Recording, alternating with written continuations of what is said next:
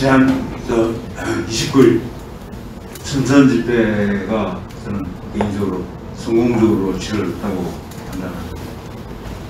이명호 강원도당 위원장님을 포함해서 강원도당의 지도부 여러분께서 많은 수고를 해주신 데서 감사의 말씀을 전해드립니다. 근데 춘천 집회가 제가 생각할 때 물론 차이나타운 반대 이 부분도 있었지만은 강원 평화 특별자치도가 얼마나 위험한 것인지를 알렸다는 측면에서 저는 의미가 있다고 생각합니다.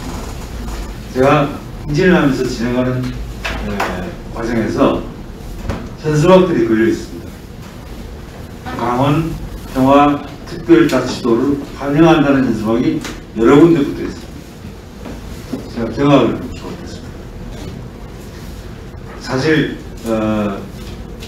강원 평화 특별자치도에 관한 법안에 관한 내용은 오늘 4시에 제가 악독 강의에서 다시 상세히 소개를 해드리겠지만은 강원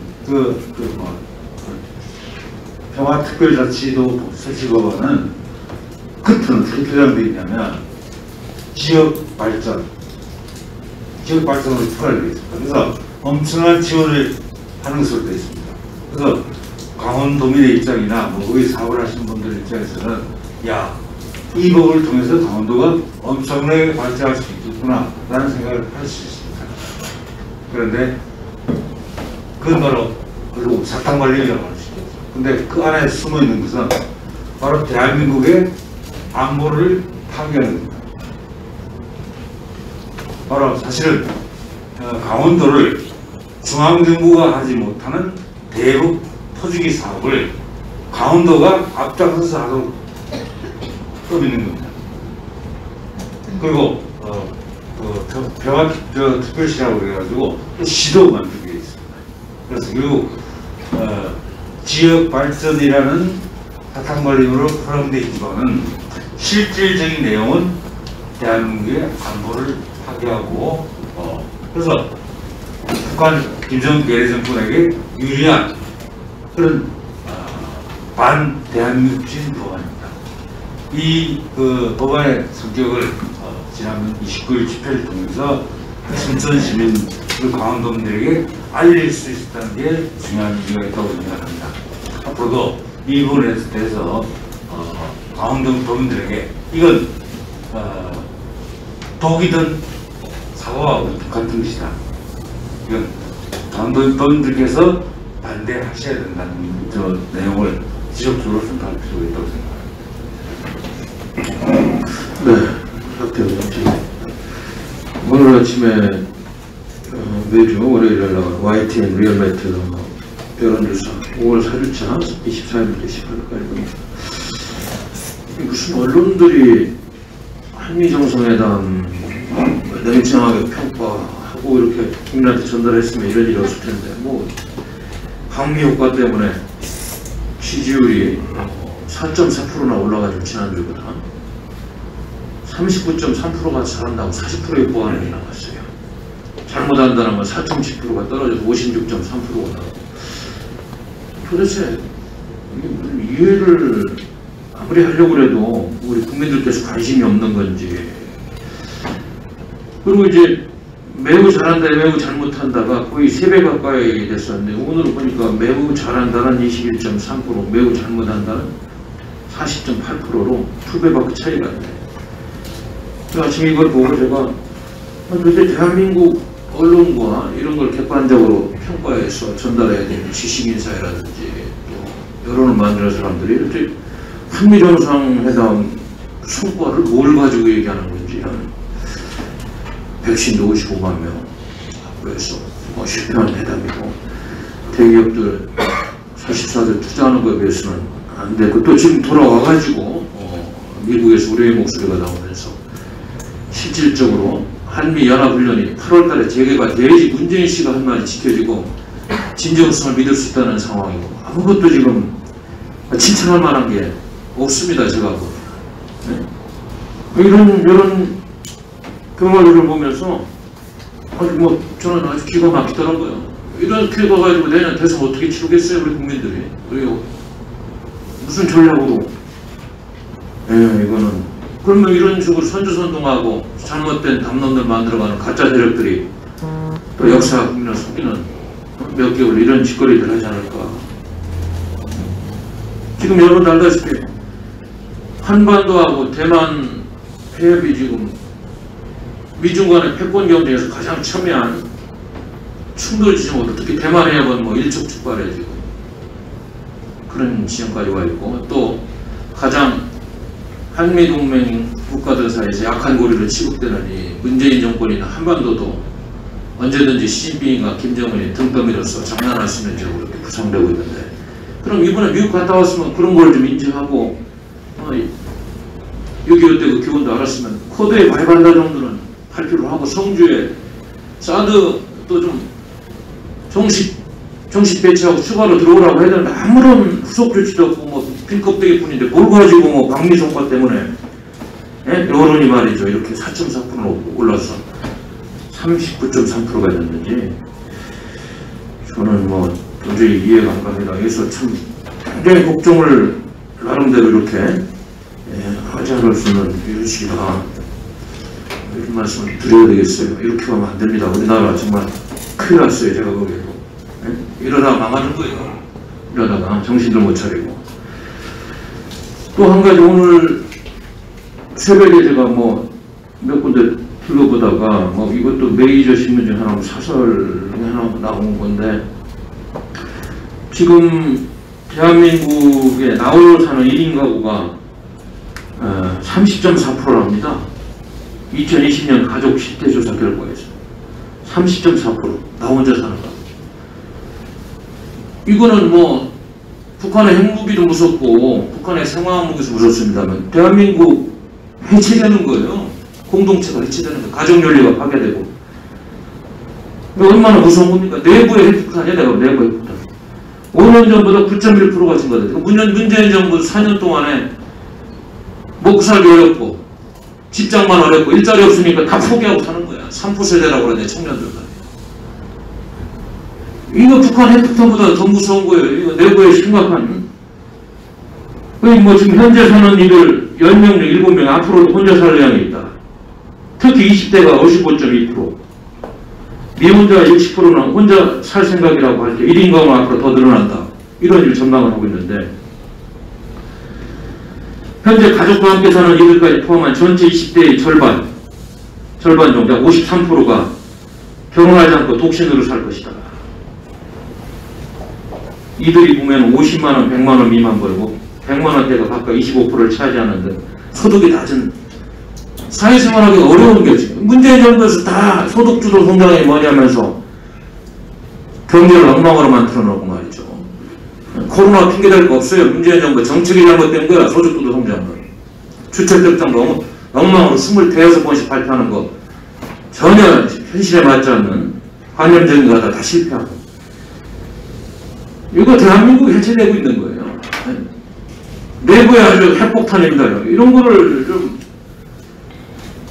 우파 정권, 자유우파 정권이 들어서서 바로잡지 않는다면은 희망 없습니다. 제가 보기엔 대한민국. 뭔 일 할 것도 없어요. 연일 말이 이 정권은 과거에 대법원에서 다 판결을 난 것들 말이죠. 대법원 인정할 수 없다고 한 것, 전교조 교사들 말이죠. 해직기간 임금을 준다는 또 특별법 만들어가 1인당 약 8억씩 이런 판결이나 내놓고 있고 말이죠. 해직됐다가 복지관 교사 1582명, 교사 임용에 배제됐던 182명 대상으로 해서 이 특별법 통과되면 1조 4천억 원 들여가지고 1인당 8억씩 보상한다는 거예요. 대법원에서 판결 난 건데 또 특별법으로 뒤집고 있고 제주 4.3 사건도 마찬가지고 여순 순천 반란 사건도 그렇게 한다고. 그렇죠. 뭐 국민 세 분 가지고 대법원에서 그런 판결을 냈으면 최소한 2, 3년은 좀 공청회 하면서 뭐가 잘못인지 국민 여론도 들으면서 그냥 의회에서 의석 말이죠. 180석 갖고 있다고 그냥 말 한마디면 그렇게 하는 겁니까? 이 정부는 뭐 이것뿐만 아니잖아요. 지금 하도 많이 얘기해가지고 이런 사례들이 계속 지금 지금 양산되고 있기 때문에 이 나머지 9개월 남은 이 정권 동안에 벌어진 것들이 참 참혹하다, 제가 참혹스럽다. 참혹스럽다는 생각이 들어요. 그리고 지금 국회에서 통과시키려고 하는 주민자치기본법 그런 거 못 막으면은 내년에 대통령 선거 하기도 전에 중앙 권력 혹시나 찾아오더라도 무슨 6.25 때 인민위원회 같은 그런 자치적인 뭐 주민총회, 주민자치원 이런 데서 예산 가지고 읍면자치동에서 하는 얘기 거부하면서 자기들끼리 할 수 있는 그런 권한을 주는데 그런 거를 우리 자유우파가 국민의힘이 뭐 당대표 뽑는다는 사람들이 도대체 결기 있게 나라의 근본적인 문제를 추정하겠다는 사람들은 뭐 무슨 회개망측한 소리들을 하면서 말이죠. 이준석이라는 젊은 청년 36살 먹었는데 그 친구는 뭐 나이만 젊었지 정신은 내가 보니까 뭐 전혀 정의감이나 진실감이 없고 기성정치를 모방하면서 정신을 썩은 것 같아.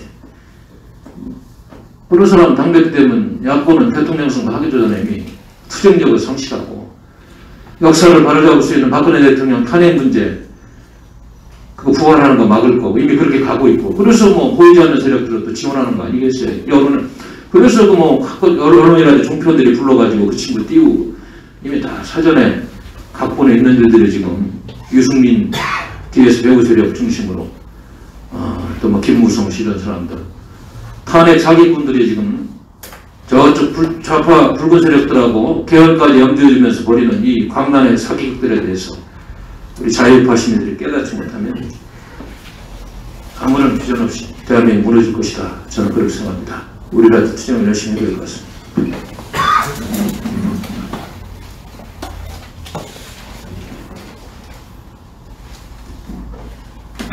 네, 당원동지 여러분들 그리고 애국시민 여러분들 지난 신중 강원도를 중국에 팔아먹으려고 하는 최문순에 반대하는 집회가 지난 토요일 춘천에서 있었습니다. 호국의 도시 춘천에서 많은 시민분들께서 동참해 주신 결과 집회가 무사히 그리고 많은 성원으로 끝난 데 감사드립니다. 그리고 여러 지역들, 경남, 부산, 울산 등 오래 걸리는 곳에서도 많은 분들이 와주셔서 다시 한번 감사드리겠습니다.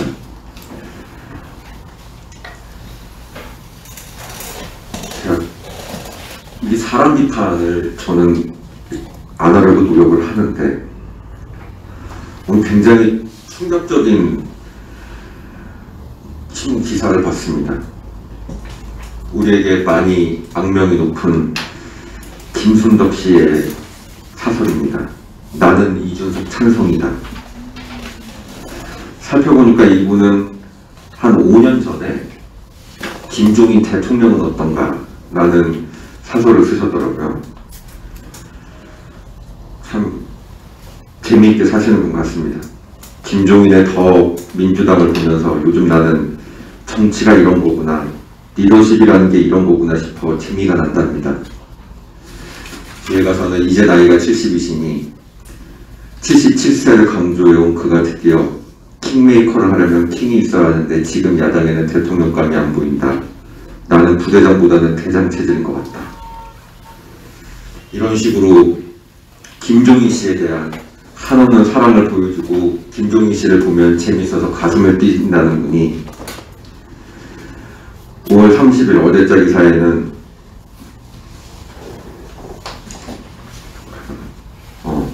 자꾸 실실 웃음이 나신답니다.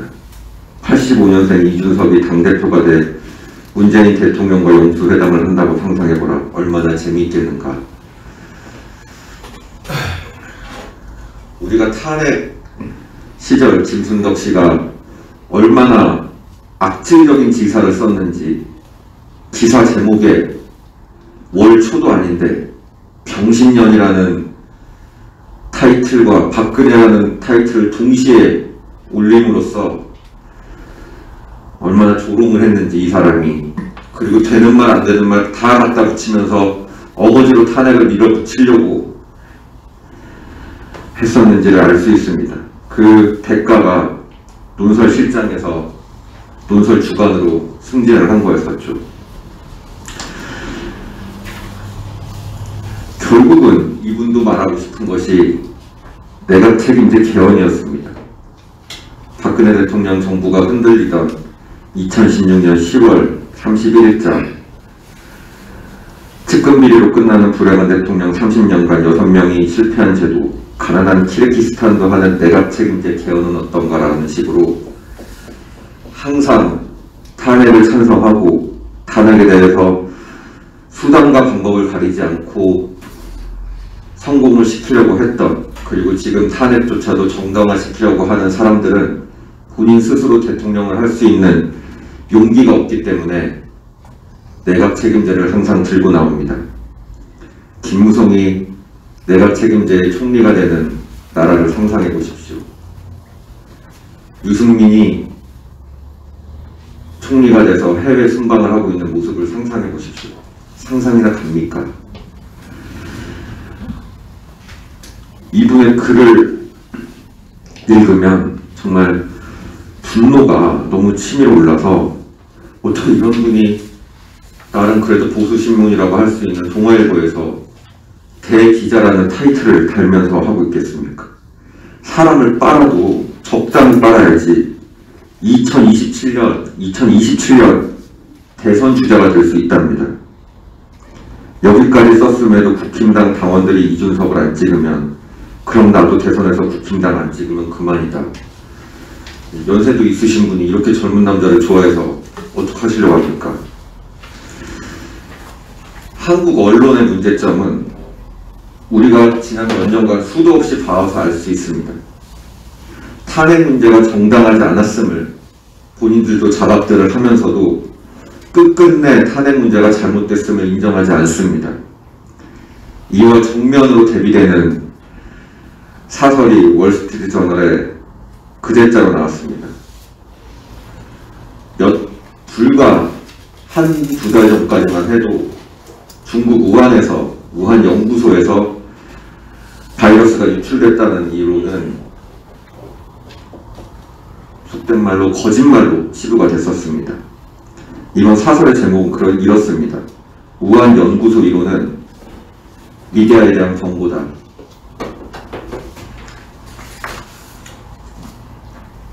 제노포비아, 그러니까 중국이 가져왔던 선전 정책이었죠. 중국을 언급하는 것은 인종차별 정책이다. 중국 폐렴이라는 말 쓰지 말고 코비드-19이라고 써라. 중립적인 언어를 써라. 그런데 왜 우리는 지금 영국 발편이 인도 발편이를 이야기하고 있죠?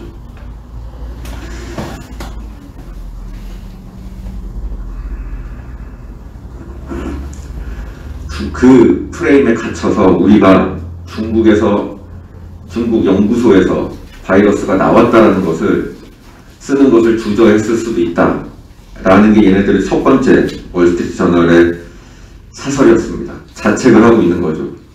그리고 연구소에서 바이러스가 빠져나온 게 이번 한 번이 아니었습니다. 실제로 사스 바이러스는 2003년 처음 발견된 이후로 6번이나 실험실을 빠져나온 적이 있습니다. 1977년에 전 세계를 공포로 몰아넣었던 독감은 1950년대 어느 알려지지 않은 연구소에서 수집했던 것이라는 것이 정설입니다.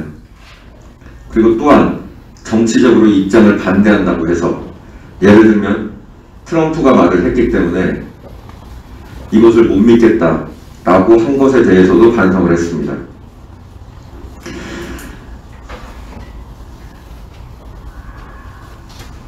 결국 그런 겁니다. 자신들이 잘못됐을 수 있다는 점, 그리고 자신들이 편견에 빠져 있을 수 있다는 점을 겸허하게 인정할 수 있는 언론이 진정한 언론입니다.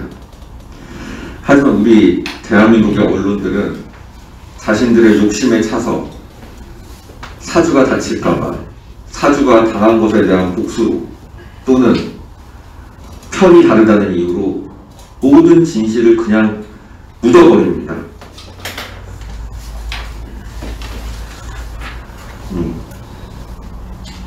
경신년 대통령대 시해 사건,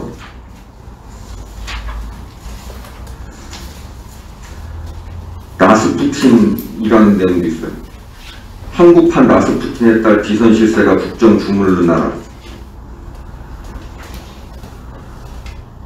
박 대통령과 최순실의 비선 부패 섹스 스캔들은 대통령제를 시해하는 것으로 막을 내렸으면 한다. 이런 말 같지도 않은 글들, 선전선동을 하는 글을 쓴 사람은 승진을 하는 나라가 대한민국입니다. 외국 신문들은, 그리고 정통성은 스스로 만들어 나가는 겁니다. 스스로 신뢰감을 깨치고 나서 신문의 시대가 져버렸다라는 이런 이야기들을 하는 것은 어불성설이라고 생각합니다. 아무리 탄핵 문제를 덮고 넘어가려고 하고 탄핵의 강을 건넜다고 생각을 하더라도 그 강은 명백하게 존재를 하고 앞으로 스스로 해결을 하지 못하면 외부에서 해결을 하게 만들 겁니다. 감사합니다. 2021년 5월 24일 월요일부터 5월 30일 일요일까지 우리공화당 서명대 주간 운영 결과입니다. 서울입니다. 강북구 갑팀이 천호 이마트 앞, 강북구 갑팀이 수의역 8번 출구, 강서 을팀이 청량역 4번 출구, 관악구 갑팀이 관악구 삼성동 6동시장 입구, 구로구팀이 봉천역 1번 출구 앞 관악 롯데백화점 입구에서 이틀 동안 서명대를 여셨습니다. 서대문구팀이 연신내역 3호선 4번 출구, 송파을팀이 송파역 4번 출구 앞, 양천구팀이 5호선 목동역 2번 출구에서, 은평구팀이 종로 5가 광장시장 입구에서 서명을 받았습니다. 성동구팀과 풍물단팀 연합이 왕십역 5번 출구에서, 나라공팀과 영등포구 갑팀 연합이 도림천역 2번 출구 신정교 다리 및 서청대 기도회팀이 강남역 1번 출구, 서초갑 목련팀이 종로 5가 광장시장 보령야구가, 진추모팀이 영등포역 광장에서 서명을 받았습니다. 부산입니다. 기장군팀이 기장교회 맞은편 인도 앞, 부산시당팀이 나흘 동안 연산동 전철역 2번 출구 앞 인도, 남포동 롯데백화점 앞 인도, 서면 영광도서 앞에서 서명을 받았습니다. 북구 사상구 강서구팀이 3일 동안 서부산 유통단지 사거리 편의점 앞, 서부터미널 사상전철역 5번 출구 앞, 북구 화명동 화명 롯데마트 앞, 사하구팀이 나흘 동안 동네 메가마트 앞 횡단보도 앞 인도, 자갈치 동역 앞 인도, 서면 국민은행 앞에서 서명을 받았습니다. 진구 동래구팀이 나흘 동안 연산동 전철역 1번 출구 앞 인도에서, 남포동 롯데리아 앞 인도, 부전시장 부전농협 앞에서 서명을 받았습니다. 대구입니다. 달서구 병팀이 대구 서구시장 서구정류장 내거리에서, 대구 서구팀이 대구 북부정류장 앞, 북구 갑 북구 을팀 연합이 이틀 동안 침산 내거리, 대구 강남 약국 사거리에서 서명을 받았습니다. 수성구 갑팀이 대구 신매광장에서, 중구 남구팀이 서문시장 국민의당 앞 인도와 동산 내거리 인도에서 서명을 받았습니다. 달성군팀이 달성군 오포 송해공원 산책로 입구에서 서명을 받았습니다. 대전입니다. 대전시당팀이 중흥로 다빈치 안경원 앞에서 서명을 받았습니다. 경기지역입니다. 경기 북부팀이 의정부 경천철 중앙역 앞, 광명시팀이 광명사거리역 3번 출구, 부천시팀이 부천역 남부역 광장에서, 수원시팀이 지동시장, 용인시 갑팀이 김양장역 용인장날, 의왕시 과천시팀이 과천대군역 2번 출구, 의정부 을팀이 이틀 동안 의정부역 이성계 동상 앞, 의정부 제1시장 뱅뱅 사거리에서 서명을 받았습니다. 평택시 을팀이 평택시 통합서명대를, 화성시팀이 병점역 앞, 포천 5.1 장터 연합서명대에서 포천 경찰서 앞 7곳에서 서명을 받으셨습니다. 강원입니다. 원주시 갑을연합이 춘천시 중앙노타리 우리은행 앞, 원주중앙시장 농협 앞에서 이틀 동안 서명을 하셨습니다. 춘천시 철원군, 화천군, 양구군 각 팀이 이틀 동안 춘천 풍물시장 앞 춘천 집회 서명대를 여셨습니다. 충남입니다. 서청대 기도회 팀이 충남 예산 5일장 백종원 국밥광장에서 서명을 받으셨습니다. 경북입니다. 경산시 팀이 경산시 소재 남청 강변둔치에서, 구미시 갑팀이 금오산 대주차장, 상주시 문경시 팀이 점촌 상주 가은장에서, 영천시 청도군 팀이 영천시장 동문화, 달성군 팀이 경북 성주 전통시장 입구에서 서명을 받았습니다. 경남입니다.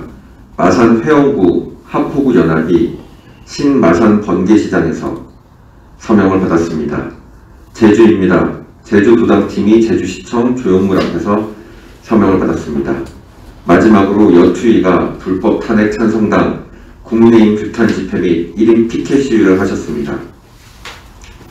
서명인수 6,888분, 일반당원 1,989분, 책임당원 370분, 그래서 총 서명인수 6,888분, 당원 2,359분이 우리 공화당에 새로 입당을 하셨습니다. 집회가 있어서 그런지 서명대를 하신 팀들이 많이 줄어들었습니다. 이번 주는 집회가 없는 주이니 지난주까지 더 열심히, 더 많이 서명대를 같이 해주셨으면 합니다. 잘 부탁드리겠습니다. 감사합니다.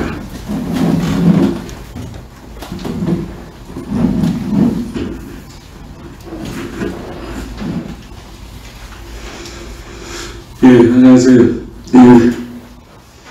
29일 강원도 춘천대첩에 당원 동지 여러분과 애국 국민 여러분들이 강원도 최문순 도지사의 준공봉을 깨트리는 투쟁을 하였습니다. 많이 동참해 주신 애국 시민과 국민 여러분께 감사드립니다. 이제 저희들이 그날 행진을 하면서도 보았지만은 방금 전에 우리 한상수 지구회장님이 말씀하셨듯이 강원도가 평화특별자치도를 만든다는 이런 현수막을 많이 봤을 겁니다. 그것이 뭐냐면 그들이 얘기하는 허구입니다. 평화자치도는 그들이 얘기하는 거짓 선전선동인 것입니다. 정말 평화 통일을 원하는 것인지 아니면 조선민주주의 인민공화국으로 가자는 것인지 그것을 한번 국민들은 생각해 보셔야 됩니다. 김일성 3대 세습 정치, 김정은이 그게 독재 아닙니까? 우리가 눈앞에서 보는 그런 독재를 보고 평화를 합니다. 정말 이 국민들은 이제는 깨어나셔야 합니다. 이 꿈에서 빨리 깨어나서 정말 이건 아니다. 국회에서 이들이 발의한 모든 상황을 보면 평화니 통일이니 하는 이런 것은 하나의 꿈 같은 얘기입니다. 자유대한민국을 발달시키고 조선민주주의 인민공화국으로 가려는 이런 정책인 것입니다. 주민자치 발언한 것 모든 것이 다 그런 것이 하나하나 자유대한민국을 무너뜨리는 이런 정책인 것입니다. 정말 우리 공화당만이 이 나라를 지키려 하는 것인지 국민에게 묻고 싶습니다. 어떻게 할 것인가? 우리가 이렇게 지켜내고 싸우고 투쟁해오고 있습니다. 이제 용기 내셔가지고 저희 우리 공화당과 함께 해주시면 자유대한민국 구할 수 있습니다. 모든 것이 서서히 무너져 갈 때, 한 곳에서 붕괴하면서 이렇게 될 때, 그래도 희망을 잃지 않고 국민에게 용기를 주는 것이 우리 공화당이다. 이렇게 생각해 주시면 국민 여러분 정말 감사합니다. 이 평화라는 얘기를 듣고 그 벨트를 한번 봤습니다. 강원도 평화 도시. 그런데 보니까 그 그래픽을 제가 한번 봤습니다. 그랬더니 경기도, 인천 모든 곳에 북한하고 남한하고의 이런 벨트를 그려놨습니다. 그렇다면 그것은 안보를 다 무너뜨린 지금 우리 군사력이 있습니까? 우리 지금 군사력은 하나도 없습니다. 1군 사령부를 3군 사령에 귀속시켜버리고 27사단을 없애고 모든 군사시설을 지금 무력화시키고 있는 이 상황에서 우리가 지금 안보가 이렇게 무너져 있는데 평화가 되겠습니까? 예, 국민 여러분, 그리고 300명 국회의원 여러분, 정말 가슴에 손을 얹고 한번 생각해 봅시다. 우리가 이렇게 지켜온 나라, 정말 이승만 대통령이 나라를 세우시고 박정희 대통령이 부국 강병을 일으킨 이 나라가 이렇게 무너져야 되겠습니까? 우리가 지금 전쟁을 하고 있는 것입니다. 보이지 않는 전쟁, 그들에게 주사파 정권이 장악하고 그 몇 안 되는 정말 김일성 주체 사상에 맹세한 이런 쓰레기 같은 정치인들이 지금 정치를 하고 있는 것입니다. 거기에 한술 더 국민의힘당, 그 되지도 않는 언론 프레임을 하고 썩어빠진 정치인들이 지금 나라를 이렇게 망가뜨리고 있습니다. 정신 똑바로 차리고 우리 국민 여러분 두 눈 똑바로 뜨고 예, 자유 대한민국 우리와 함께 지켜냅시다. 예, 감사합니다.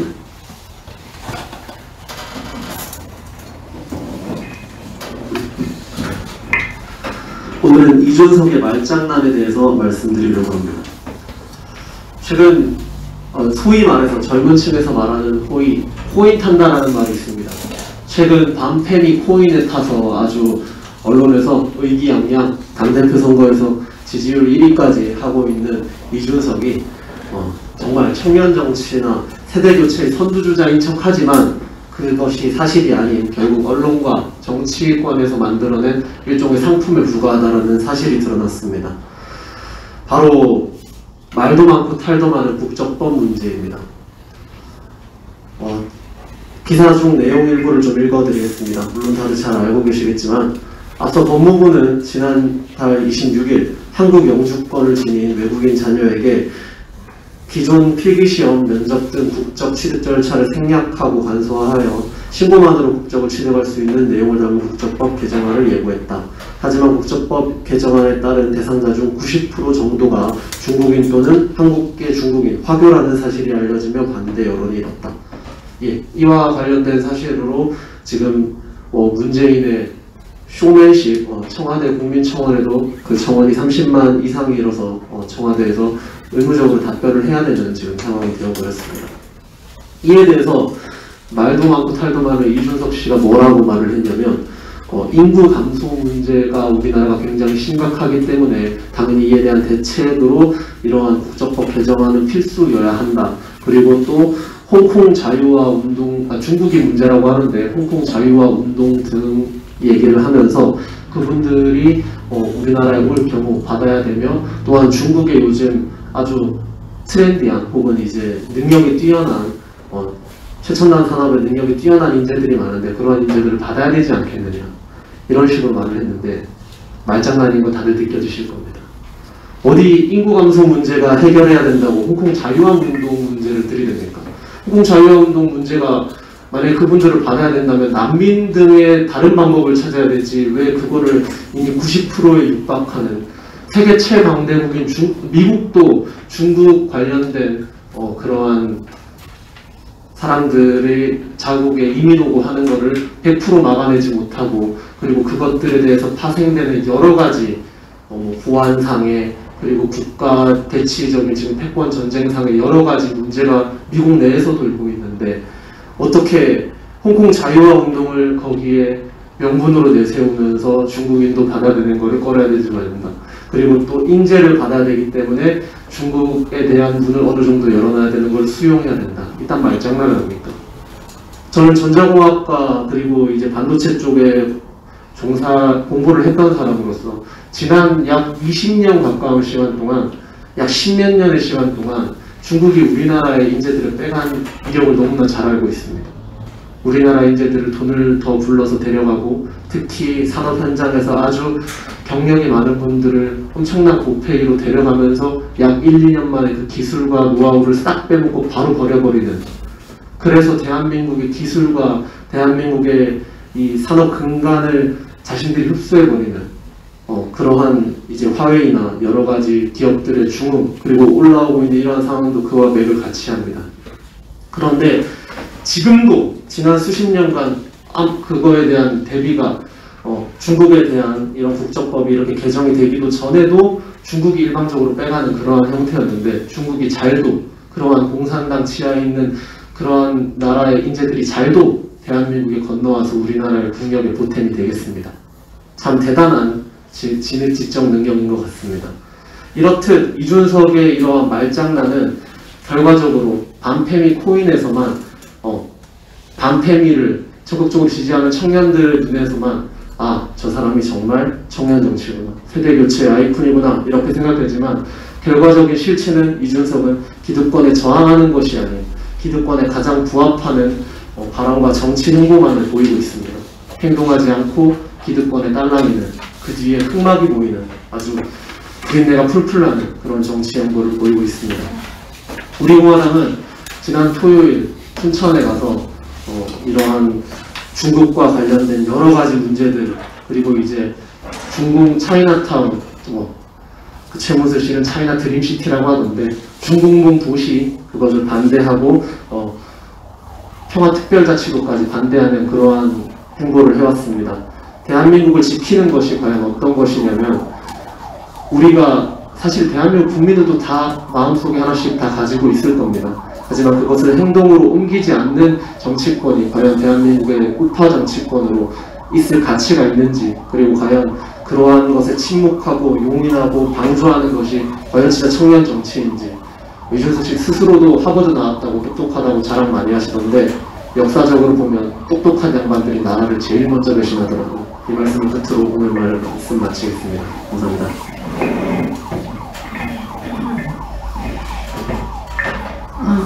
반갑습니다. 토요일 춘천에서 차이나타운 건설 반대 집회를 가졌는데, 많은 분들께서 함께 해주신 데 대해서 감사 말씀 먼저 드리겠습니다. 문재인 정권에서 차이나타운 같이 드러내놓고 하는 친중 행보 외에 또 드러나지 않지만 점점 장악되고 가고 있는 우리 영토에 대한 말씀을 좀 드리려고 합니다. 이미 집회에서 간략하게 말씀드린 바 있지만, 문재인 정권 4년 들어서 외국인들의 국내 부동산 보유율이 급격하게 늘었습니다. 국내의 부동산 시장이 엉망진창이고 국민들이 고통을 받는 것에 반해 너무나 대조적입니다. 그들은 소리 소문 없이 국내 영토들을 야금야금 앗아가고 있는데요. 중국인들이 서울, 경기, 제주도의 땅을 쓸어 모으고 있습니다. 왕창 쓸어 담고 있다는 표현이 아마 더 정확할 것입니다. 우리 국민은 중국에서는 기한제 토지 사용권 그리고 건물 소유권만 가질 수 있는 반면, 중국인들은 우리나라에서 내국인의 절차와 같습니다. 현재 외국인 토지 보유율은 2016년 박근혜 대통령 재임 당시 1199만 8천 제곱미터에서 작년 말 기준 2041만 2천 제곱미터로 70%가 4년 동안 증가했습니다. 이 중에 가장 급격하게 증가한 것이 바로 중국인 소유분입니다. 전체 보유의 약 40%를 중국인이 차지하고 있는데, 이는 거의 배가 증가한 것입니다. 중국인들은 3기 신도시 예정지인 경기도에 대거 땅을 구입해 외국인 보유 토지 공시지가를 비교하면 미국인이나 일본인을 현저히 능가합니다. 비교 자체가 불가합니다. 또한 제주도의 경우 경기도 다음으로 많은 토지를 보유하고 있는 곳인데, 그 증가율이 130%나 됩니다. 최근에는 중국인들이 비트코인 환치기를 통해서 차익을 국내 은행으로 이체하는 방법으로 강남 아파트들을 동 단위로 쓸어 모으고 있다고 하는데요. 자, 다른 나라들의 경우에 예를 들어서 뉴질랜드, 호주, 싱가포르, 캐나다 등 이미 외국인 부동산 투자로 국내 부동산 시장에 홍역을 치른 나라들은 부동산 취득에 관한 규제 장치를 마련하고 있습니다. 그런 반면 우리나라는 자국민에는 가혹할 정도로 규제를 하면서 외국인들에게는 너무나 관대합니다. 홍콩의 경우 2015년부터 투자 이민 제도를 전면 중단했습니다. 재미있는 일을 하나 말씀드리면 가장 최근에 중국인이 강남에 다세대 주택을 구입하면서 자기 자본 2억으로 22억짜리를 구입했습니다. 나머지는 대출과 전세금으로 충당했습니다. 현금 2억으로 22억짜리 집을 사는 중국인들입니다. 자, 서울, 경기, 제주도를 위주로 땅을 사들인 중국인들에 의해 대한민국 부동산이 요동치고 있습니다. 최근 부동산 시장 가격 급증의 원인 중 한 요인이 중국인의 부동산 투기라는 사실을 배제할 수는 없을 것입니다. 국회의원, 고위공직자, 그리고 공무원들은 내부 정보를 이용해 투기하고 권력을 이용한 편법, 위법, 투기로 폭리를 취하고 그로 인한 폭리는 다시 부동산 시장으로 흐르고 이는 또다시 부동산의 부익부 빈익빈을 만듭니다. 4년 동안 중국인들은 유례없는 부동산 쇼핑을 하면서 서울, 경기, 제주의 땅을 쓸어 담으며 국내 부동산 시장을 교란시킴은 물론이고 우리의 영토를 야금야금 앗아가고 또 그들에게는 중국 사회주의로부터의 자금 탈출구로 우리나라를 이용하고 있습니다. 우리의 모습은 지금 어떻습니까? 무능한 정권에 의한 부동산 정책에 의한 실패를 고스란히 국민이 떠안았습니다. 집이 한 채만 있어도 적폐로 낙인 찍히는 세상입니다. 임대인과 임차인을 편가르고 무주택자와 1주택자를 편가르고 1주택자와 다주택자를 다시 편을 나눕니다. 전국을 부동산 투기 가열지구로 만들어서 대출을 규제해서 제대로 된 원화로 된 거래조차 이루어지기 힘들게 만들어 놓고 사회 초년생과 청년들의 희망을 앗아갔습니다. 영혼까지 끌어서 집을 사야 된다고 무조건 빚을 내서 집을 사야 한다고 부동산 때문에 벼락거지가 되어버렸다고 울부짖는 국민들입니다. 그런데 수채에서 수십 채씩 가지고 있는 국회의원과 그 내부자들 그리고 거대한 자본으로 땅을 쌍끌이하는 중국인들 이 얼마나 대조적인 모습입니까? 이것이 바로 문재인이 말하던 한 번도 경험하지 못한 나라입니다. 이것이 바로 국정농단이며 이것이 바로 헌법 수호의 의지가 없는 것입니다. 이게 나라냐? 라고 묻지 않아도 이것은 나라도 아닌 것입니다. 코로나 앞에 그저 방역 독재만 일삼으며 국민의 생명과 안전을 지키지 않은 문재인은 이제 대한민국의 영토조차 지키지 않습니다. 우리 공화당은 문재인의 몽유병적 친중행적 정책이 있는 곳이라면 땅끝 해남부터 임진각까지 그곳이 어디라도 갈 것입니다. 국민과 함께 국민과 영토와 대한민국의 정신을 지켜나갈 것입니다. 이상입니다.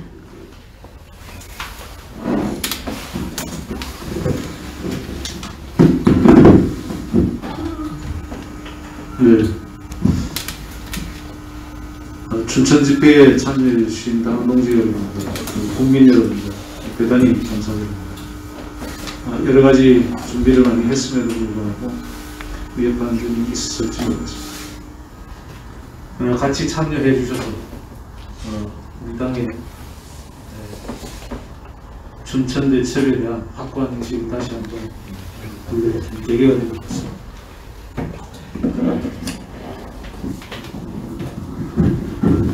대한민국은 지금 4차 산업혁명 시대를 주도해 나가고 있습니다.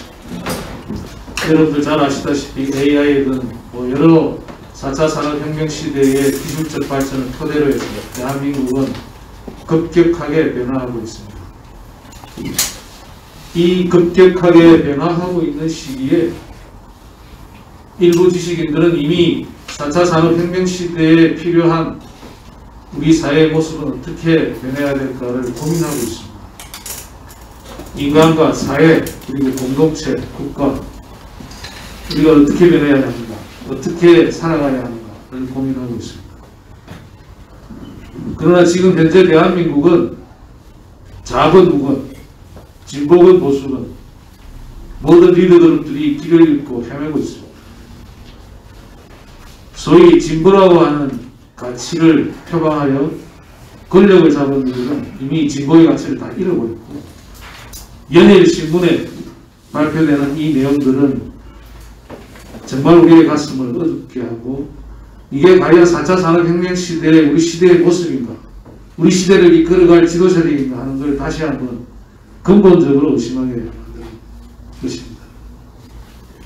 안타깝습니다. 정말. 그들이 생각하는 진보가 뭔지, 사회가 뭔지, 국가가 뭔지, 이것들에 대한 아무런 청사진 없이, 아무런 계획 없이 우리 사회를 망치고 있습니다. 신이 우리가 되는 뿐만 아니라 우리가 여기에 어떻게 대처해야 되는가도 매우 중요한 지금 시점에 왔죠. 보수 세력은 어떻습니까? 이러한 근본적인 질문과 위기에 대한 대응은 전혀 없습니다. 보수라는 게 무엇입니까? 옛것을 확실하게 파악하고 진단하고 그 반성의 토대 위에서 새로운 것을 만들어 나가고 발전시키는 것이 보수의 진정한 가치이고 힘입니다. 그러나 지금 현재 국민의힘으로 대변되는 이 보수 세력들은 정말 아무것도 없습니다. 기본적인 반성조차 없습니다. 종교적 용어를 사용해서 그렇지만 정말 회개해야 합니다. 그 회개를 바탕으로 그 철저한 반성 위에서 우리가 생각하는 자유우파의 가치와 방향을 설정해 주어야 합니다. 그러나 이미 그들은 실패하고 있습니다. 이준석이라는 이 젊은 소위 4차 산업혁명 시대의 한 일원이 되어야 될 사람은 이미 그 보수 세력에 손에 들어서 가치를 잃어버리고 있습니다. 이 4차 산업혁명 시대에 인간의 가치가 뭐고 사회의 가치가 뭐고 공동체의 가치가 뭔지를 망각하고 여전히 썩어버린 선배들, 김무성, 유승민 이런 정치 세력으로 대변되는 정신을 대변하고 있습니다. 안타까운 심정입니다. 우리 사회가 어떤 사회입니까? 이미 이승만 대통령, 박정희 대통령 이분들이 세운 나라의 기초는 정말 오늘날 우리가 구가하고 있는 4차 산업혁명 시대의 기초에 해당하는 것입니다. 박근혜 대통령께서 창조경제를 통한 우리 사회의 발전을 하나 또 이루려고 했습니다. 그런데 그들은 무엇을 지키고 무엇을 반성했습니까? 아무것도 하지 않았던 세력들입니다. 그런 점에서 우리 공화당 당원 동지 여러분들이 지난 5년 동안 굳은 심지와 이러한 반성과 우리 선조들이 피와 땀으로 만든 이런 기초화에서 만든 사회를 지키려고 하고 있습니다. 같이 동참하고 투쟁해 나갔으면 좋겠습니다. 감사합니다.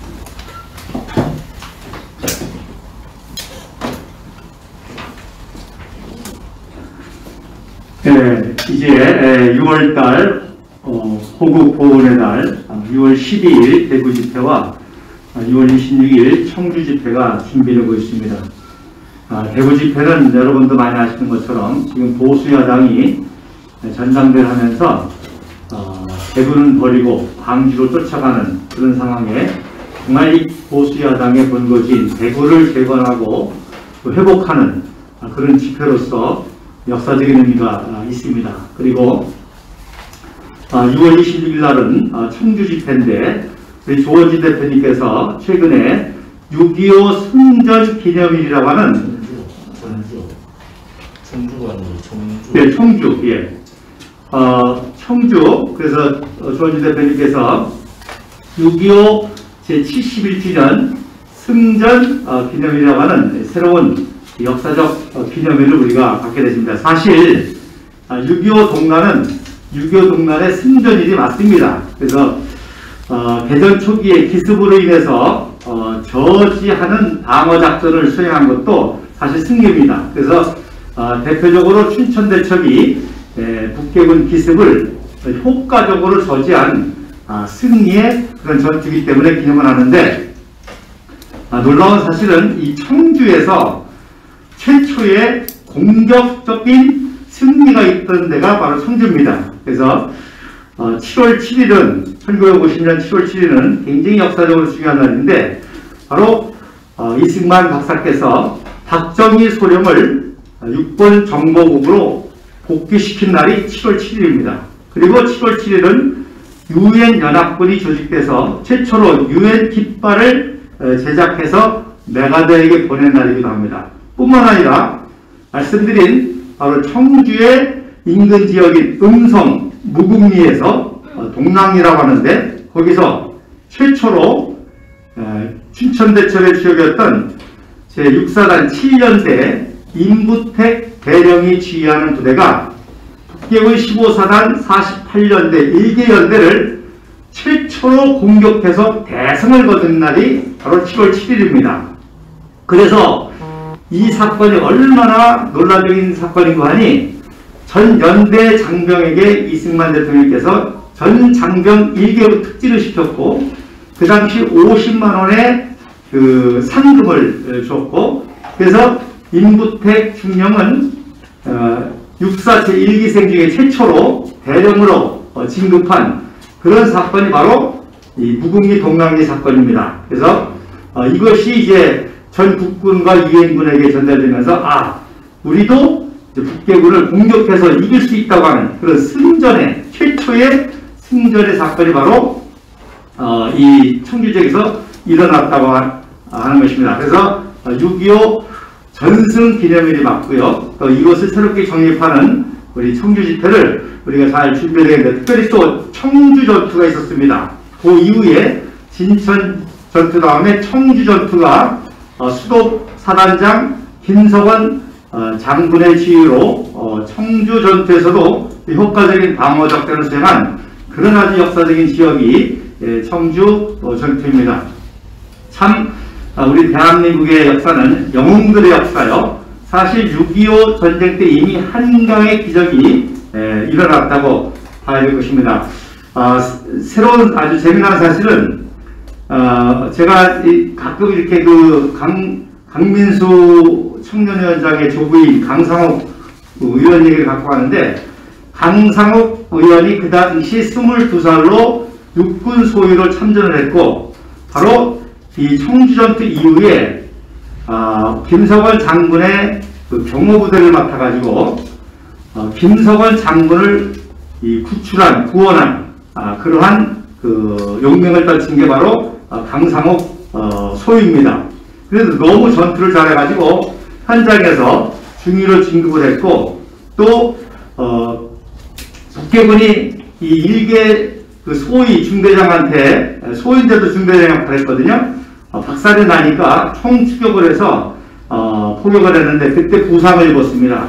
그랬더니 김석원 장군이 자기도 지금 집차타고 후퇴하는데 자기 집차를 강상욱 중위를 후송시켜가지고, 그래서 강상욱 중위를 긴급히 부상을 구성해서 살린, 그래서 전사에 보면 사단장을 살린 강상욱 소위, 그리고 강상욱 중위를 살린 김석원 장군, 그래서 장군이 부하를 살리고 또 부하가 사단장을 살린 이런 놀라운 역사가, 영웅적인 사건들이 우리 정말 대한민국에 수도 없이 있는데 종북좌파가 이 모든 것을 다 왜곡시키고 또 거짓 선동으로 하는 이때에 우리가 이번에 정말 청주 전투를 기념하는 이 청주 전투를 기념하는 이 청주에서 전승기념일 집회가 또한 아주 대대적으로 성공하고 승리할 수 있도록 많은 당원 동지들의 그런 참여를 바랍니다. 감사합니다.